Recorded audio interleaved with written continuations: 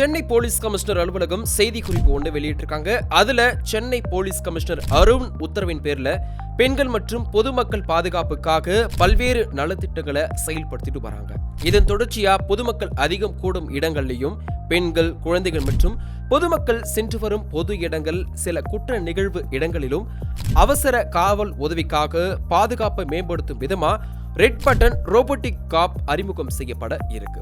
இந்த சாதனத்தில் இருக்கக்கூடிய ஒரு சிவப்பு நிற பட்டனை ஆபத்துல இருக்கும் நபரோ அல்லது அவருக்காக மற்றொரு நபரோ அழுத்துவதன் மூலமா உடனடியா காவல்துறைக்கு அழைப்பு வரும்.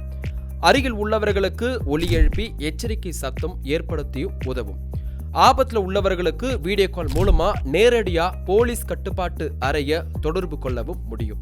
சென்னையில் இருக்கக்கூடிய ரயில் நிலையங்கள், பேருந்து நிலையங்கள், வணிக வளாகங்கள், வழிபாட்டு தலங்கள், கல்வி நிறுவனங்கள், தொழிற்சாலைகள், IT நிறுவனங்கள், பூங்காக்கள், மருத்துவமனைகள் உள்ளிட்ட பகுதிகளிலும் மக்கள் வந்து செல்லும் இடங்களிலும் கண்காணிப்புக்காக போலீஸ் ரோபோ சாதனங்கள் வருகின்ற ஜூன் மாதம் முதல் நிறுவப்பட உள்ளதா சொல்லப்பட்டிருக்கு.